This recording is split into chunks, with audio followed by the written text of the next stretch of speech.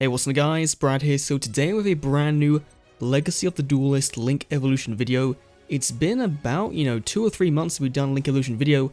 I do apologize for that because I did plan to do a lot of content on the game and I'm still going to, into 2020, especially with this news, we're going to start up the Link Evolution series again and get back to doing some PvP deck profiles, things like that, because you guys have been really supporting that series and also supporting the website as well, which is nearly at 100,000 hits, which is pretty insane to think about. But we have some brand new information about Link Evolution, about an update, it coming to all platforms, some new cards, new characters, and also a change to the Master Rule of Dueling that could be implemented into this game because of when we know it's coming out in the TCG and the OCG. So a lot to go through today, and yeah, let's dive right in. So first up, Link Evolution is coming out in 2020 to PS4, Xbox One, and Steam PC. So everyone is getting this game, and I feel like people kind of guessed that because Super Bomberman R, their last Switch game, was a timed exclusive for a whole year. So that to me was a very kind of obvious thing was happening with Link Evolution. They were going, you know what, Switch exclusive for 1 year, then after that let's bring the other platforms into it, and that seems to be what they're doing.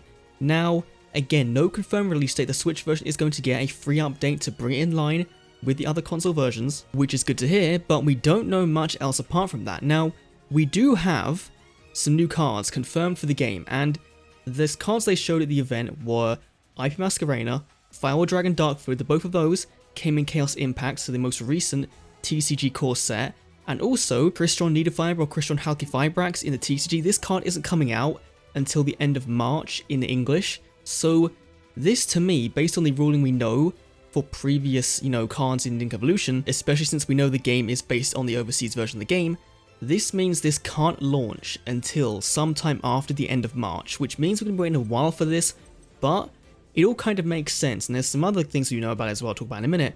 But them showing these 3 cards is them saying A, the game's going to be pretty up to date, especially from right now in a TCG, that's very up to date, and B, it's including cards that people really wanted in the OCG in the initial release, because remember, back in Japan, there was some whole controversy about how Link Evolution was going to be based on the TCG, not the OCG, and that Nidofiber wouldn't be in the game. And so now, showing Nidofiber clearly is them saying, hey, we've listened, we're putting him in, and to me, that just kind of gives a bit of a definite hint as to what kind of time frame we're looking at, and I feel like it's going to be after March 2020. Now, we also know we're going to be getting some new characters in the game, and it's all revolving around Vrain, so this is very, very good. We're getting Blue Maiden, who had the Marincess, we have Soulburn, who had Salamangreat, Revolver, of course, who had the rockets, Borolo Dragon, that kind of thing.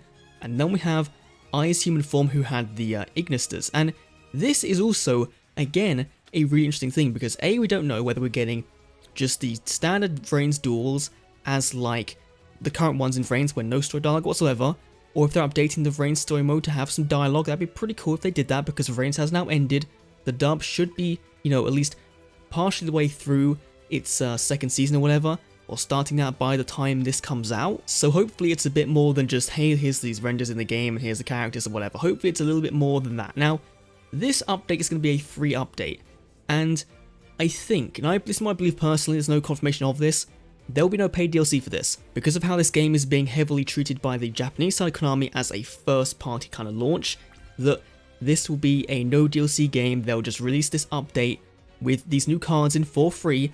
Otherwise, it'll be kind of shitty to launch, the PS4, Xbox One, and Steam versions with a ton of DLC. They did that for the original Legacy Duelist and it didn't go down very well, so hopefully they've learned from that. And especially since this is the last year of these consoles, then I feel like that they're going to get ready for when the PS5 and Xbox Series X come out to actually have a brand new Yu-Gi-Oh game that will be a lot better, hopefully, than Legacy of the Duelist was. Now, there's a few other tidbits. Of course, in the press release, they did say that over 10,000 cards will be in this game, which is kind of insane.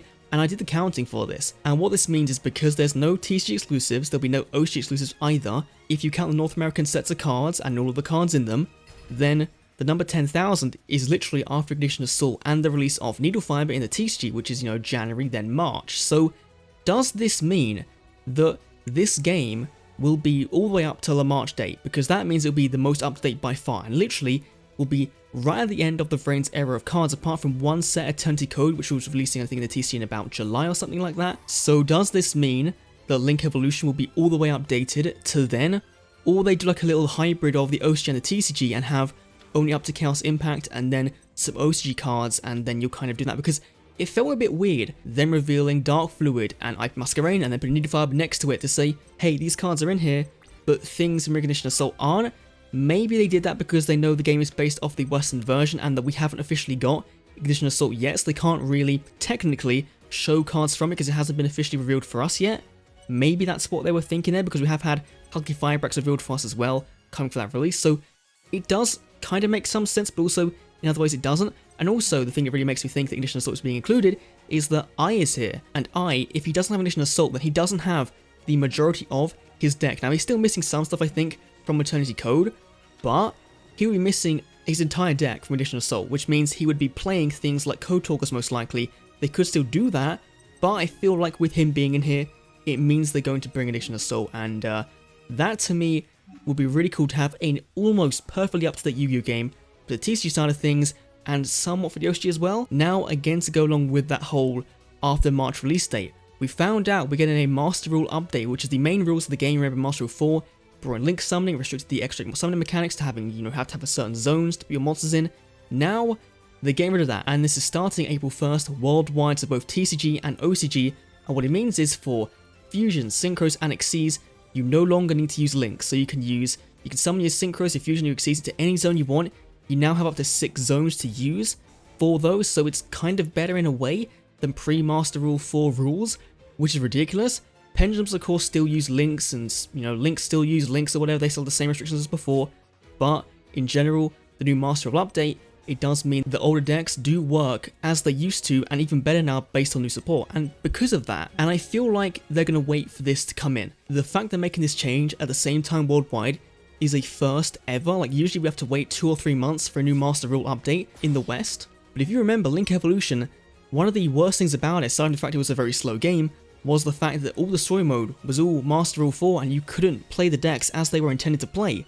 Now, you can now play the Synchro era decks as they were intended, the Xyz era decks as they were intended, the GX decks now work as they were meant to. So this should be in the game. If it's not, I'll be very disappointed because I feel like it's very much needed and would make a lot of sense given that if they release this update post-April, then it means that they're already releasing an even more outdated game than before because it's launching with older rules. Now, I understand if we got a new summoning mechanic with that and they couldn't put it in the game, that would make sense, but there's not.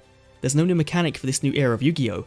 And so they're just changing the rules a little bit. They're making them a bit more free and better. And so I hope they bring that to Legacy of the Duelist with this update. Now, of course, one thing people really want, I feel like this is wanted by everyone. If you do, tweet at Konami, tweet the Japanese thing, leave comments or whatever, because cross-play would be amazing for this game. Obviously on Link Evolution now, it's kind of tough to find games, and remember the original PS4 and Xbox One versions, when those kind of died out, it was really tough to find games. So if they bring crossplay, which is being introduced on multiple titles, COD has it this year, so if they bring that to the game, that would be insane and would really help to sell this as a platform for Yu-Gi-Oh! Going forward. They keep updating this with brand new cards and whatever, and have this be a main game for them, and say, hey, if you want to play Yu-Gi-Oh!, it's cross-platform. We now have the official TCG simulator, it's cross-platform, anyone can play it together.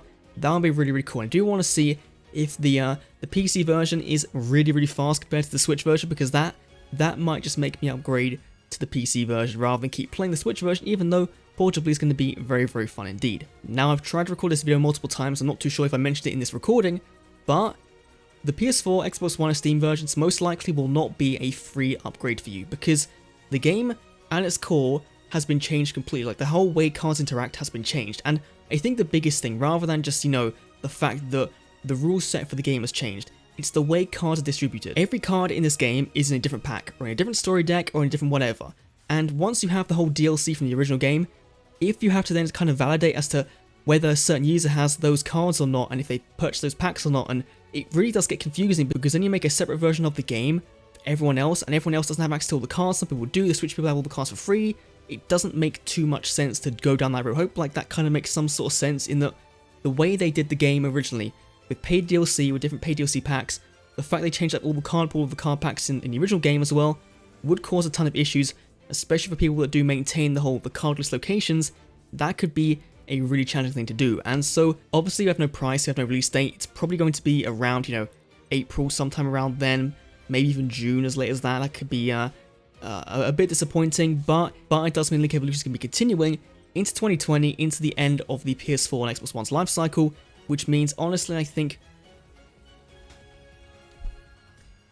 which means the content on the channel is going to be increasing even more, and so I'm definitely looking forward to getting back into Link Evolution, especially with some of the cards we're missing from things like Structure Soulburner, the Pendulum support, we have the Orcust stuff, we have a ton of really cool cards, and especially this does include Up to Ignition Assault.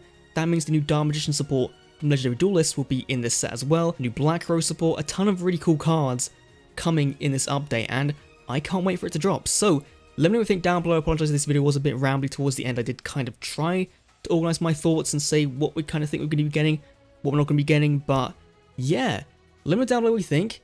I know we haven't done a Legacy of Duelist video in a long time, but 2020 we will be back with more Link Evolution content. I do promise that. I do want to make sure that's part of the schedule going forward. Thanks for watching. I'll see you all in the next Duel Links video. It's not Duel Links, Legacy of Duelist again. See you next time.「